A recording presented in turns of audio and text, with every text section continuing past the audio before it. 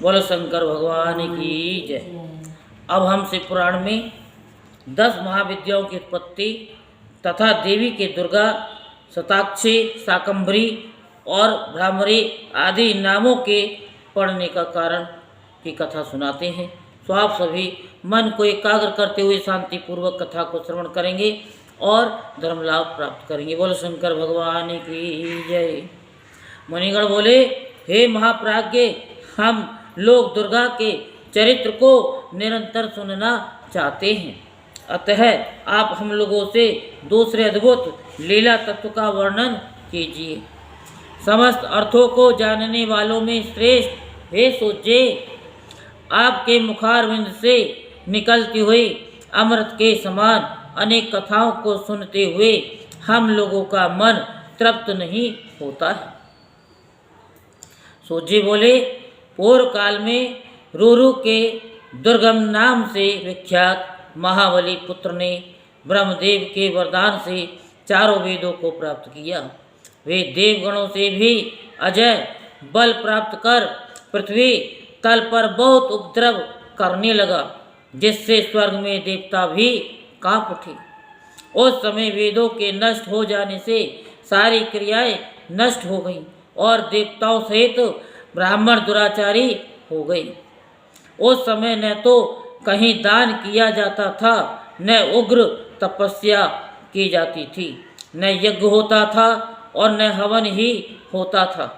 उससे पृथ्वी पर 100 वर्ष की अनावृष्टि हुई। तीनों लोकों में हाहाकार होने लगा। सभी लोग भूख प्यास से पीड़ित होकर अत्यंत दुखित हो गए। सभी नदियाँ, समुद्र, बावली, कूप, सरोवर जल विहीन हो गए और वृक्ष तथा लताएं सूख गईं। तब दीन चित्त वाली प्रजाओं की महान विपत्ति देखकर देवता योग माया महेश्वरी की शरण में गए। देवगण बोले, हे महामाये, आप अपनी समस्त प्रजाओं की रक्षा करें और अपने क्रोध को दूर करें, अन्यथा सभी लोग अवश्य नष्ट हो जाएंगे।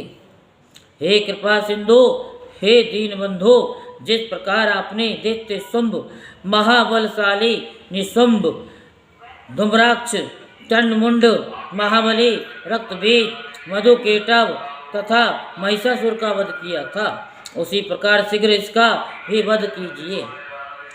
बालकों से भी अपराध पद पद पर होता है, केवल माता के अतिरिक्त लोक में उसे कौन सह सकता है। हे देवी, जब जब देवगणों और ब्राह्मणों को दुख हुआ, तब तब आपने अवतार लेकर उन लोगों को सुखी बनाया। उन देवताओं के दीन वचन को सुनकर कृपा में भगवती ने उस समय अनंत नेत्रों वाला अपना स्वरूप दिखाया। वे प्रसन्न मुख कमल वाली थीं और चारों हाथों में धनुष, बाण, कमल तथा नाना प्रकार के फल मूल धारण की हुई थीं। तदंतर प्रजाओं को दुखी देखकर करुणा भरे नेत्रों वाली वे व्याकुल होकर लगातार 9 दिन एवं 9 रात्रि तक रोती रहीं। उस समय वे नेत्रों से हजारों जल धाराएं बहाने लगीं।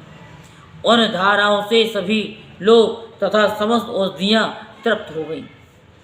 समुद्र एवं नदियाँ अगाध जल से परिपूर्ण हो गईं और पृथ्वी तल पर शाक तथा फल मूल उगने लगे।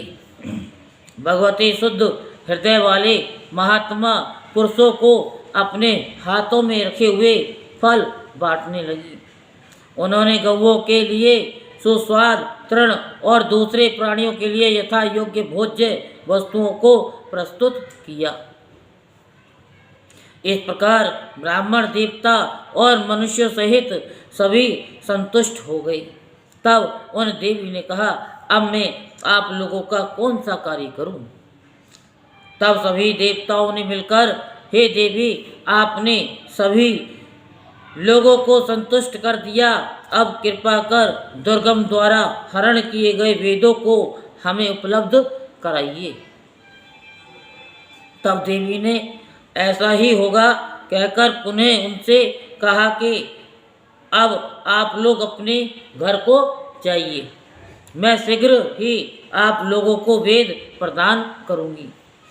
इसके बाद प्रसन्न हुए देवता लोग जगत को उत्पन्न करने वाली तथा विकसित नील कमल के समान नेत्रों वाली देवी को प्रणाम कर अपने अपने स्थान को चले गए।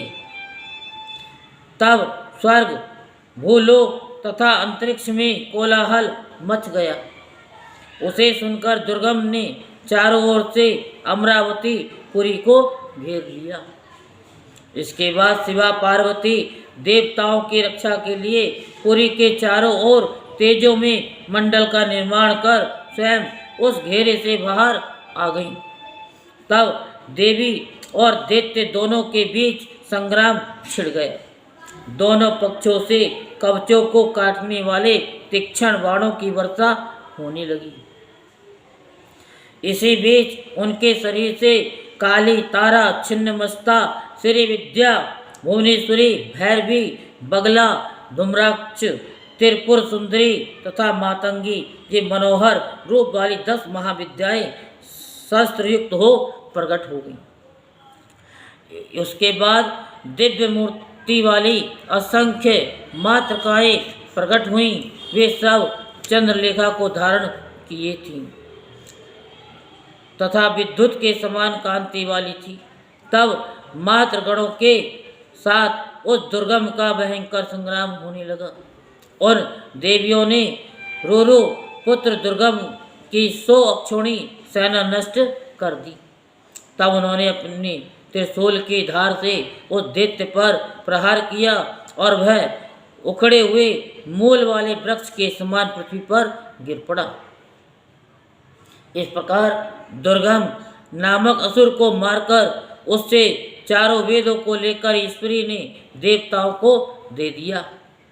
देवता बोले, हे अंबिके, हम लोगों के लिए आपने अनंत नेत्रों वाला स्वरूप धारण किया है, अतः मुनि लोग आपको शताक्षी कहेंगे।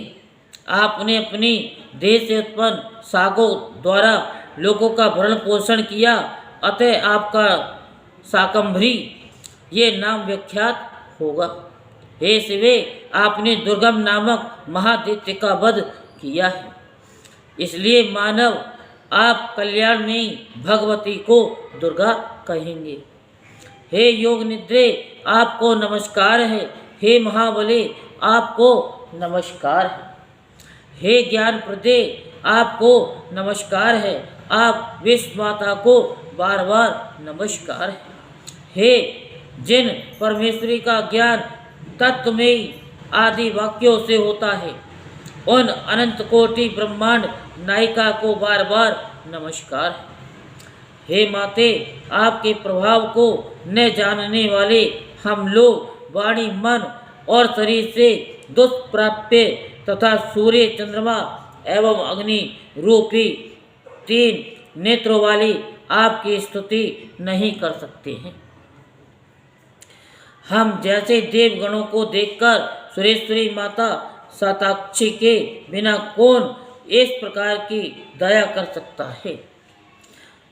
अब आप इस प्रकार का यत्न करें कि बाधाओं से निरंतर त्रिलोकी पराभूत न हो सके और हमारे शत्रुओं का नाश हो।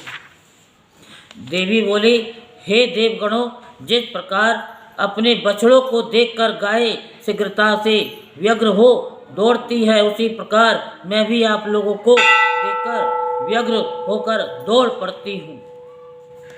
मैं आप लोगों को संतान के समान देखती रहती हूँ, किंतु जब नहीं देख पाते तो मेरा एक एक क्षण युग के समान बीतता है। मैं आप लोगों के लिए अपने प्राणों को भी न्यौछावर कर सकती हूँ। आप लोगों के विपत्तियों को दूर करने वाली मेरे रहते आप भक्तों को किसी प्रकार की चिंता नहीं करनी चाहिए। जिस प्रकार मैंने पूर्व समय में दैत्यों का वध किया था, उसी प्रकार आगे भी असुरों का वध करूंगी, इसमें संशय नहीं करना चाहिए। ये मैं सत्य सत्य कहती हूँ। जब दूसरे शुंभ एवं निशुंभ नामक दैत्य उत्पन्न होंगे, तब यशोमयी मैं नंद भार्या यशोदा के गर्भ से योनिज रूप ग्रहण कर गोपों के गोकुल में अवतरित होंगी और उन दोनों का वध करूंगी। तब लोग मुझे नंदजा कहेंगे। मैं भ्रमर का वध यानी भ्रमर का रूप धारण कर अरुण नामक दैत्य का वध करूंगी। अतः मानव लोक में मुझे भ्रामरी इस नाम से पुकारेंगे। पुनः जब मैं भीम भयंकर रूप धारण कर राक्षसों का भक्षण करूंगी, तब मेरा नाम भीमा देवी ये नाम विख्यात होगा। इस प्रकार जब जब पृथ्वी पर दैत्यों के द्वारा बाधा उत्पन्न होगी, तब तब मैं अवतार लेकर निसंदेह कल्याण करूंगी। जो देवी शताक्षी कही गई हैं, वे ही शाकंभरी है और वे ही दुर्गा भी कहलाती हैं। इन तीनों नामों द्वारा एक ही सत्ता का प्रतिपादन होता है। भूलोक में शताक्षी के समान कोई दयालु देवता नहीं है, जिन्होंने प्रजाओं को संतप्त देखकर निरंतर 9 दिनों तक रुदन किया। बोलो शंकर भगवान की जय। हर हर महादेव, हर हर महादेव, हर हर महादेव, हर हर महादेव, हर हर महादेव, हर हर महादेव, हर हर महादेव।